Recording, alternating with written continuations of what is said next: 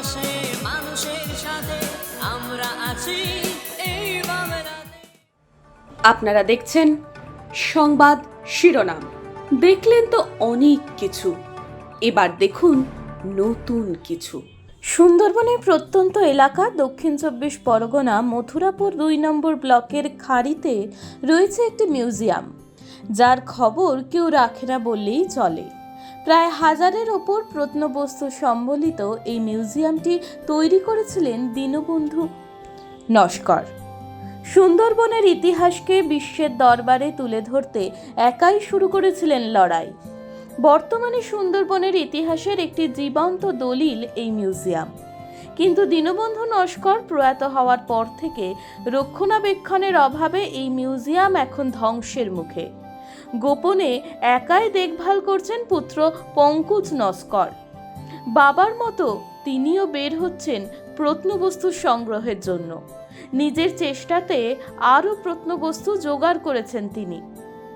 তবুও রক্ষণাবেক্ষণের অভাবে প্রত্নবস্তুগুলিতে জমেছে ধুলো, ভেঙে পড়েছে টালির চাল, ত্রিপল দিয়ে কোনো রকমে ঢেকে রাখা হয়েছে টিমটিম করে জ্বলা সুন্দরবনের সুপ্রাচীন ইতিহাস সম্বলিত একটি মিউজিয়ামকে।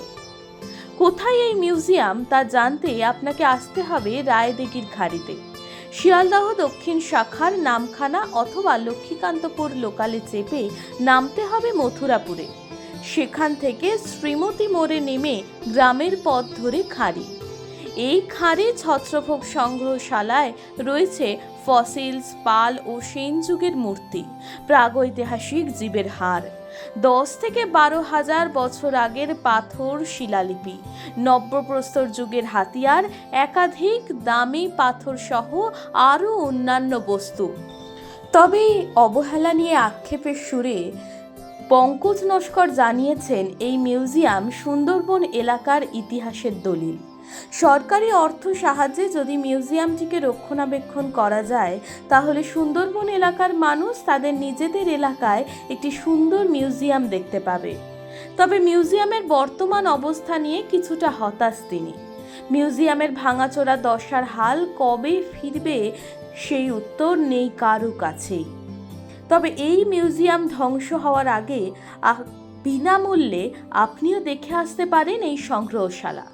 অবশ্যই ইতিহাসের দরজায় হয়তো আবারও উঁকি দিতে পারেন আপনি। হ্যাঁ, আমি তো চাই এবং সমাজের যারা এ পর্যন্ত ছেলেমেয়েরা তারাও তো বিভিন্ন, আমি দেখতে পাচ্ছি তারা বিভিন্ন মিউজিয়াম দেখতে আসছে। প্রতি সানডে রবিবার হলে তারা খাড়ি ছত্রভোগ সংস্থা তারা আসে, চাই তাদের জন্য তো দরজা খোলা। বিভিন্ন স্কুল প্রতিষ্ঠান প্রাপ্তি, এমন তো কিছুদিন আগে রায়দিঘি কলেজের একজন অধ্যাপক গেলেন যে আমরা মোটামুটি আপনার বাবা এই পরিস্থিতি আছে, সংগ্রহশালাটা দেখবো বা কিছু ছেলেপুলে নিয়ে আসবো বা কিছু করুন, সেরকম একটা চিন্তাভাবনা তো হলো। সে তো পিছিয়ে গেল, কেন পিছিয়ে যাচ্ছে, বারবার এগিয়ে এসে কেন পিছিয়ে যাচ্ছে, এটা তো আমার কাছে এক বিস্ময়কর বিষয়। আমি চাই যে মিউজিয়ামটা এখানে থাকুক, এ পর্যন্ত ছেলেমেয়েরা এখানে আসুক, কারণ তারা তো মানে কি বলবো, তারা তো আর কলকাতা বহু একটা রাস্তা ২ ঘন্টা মতো ট্রেনে বাসে সময় লাগে। সেখানেও অনেক মিউজিয়াম আছে, আশুতোষ মিউজিয়াম আছে, পণ্যশ্রী বেহালা মিউজিয়াম আছে, ক্যালকাটা ইউনিভার্সিটি মিউজিয়াম আছে, আর্কিওলজিক্যাল ডিপার্টমেন্ট আছে, ইন্ডিয়ান মিউজিয়াম আছে।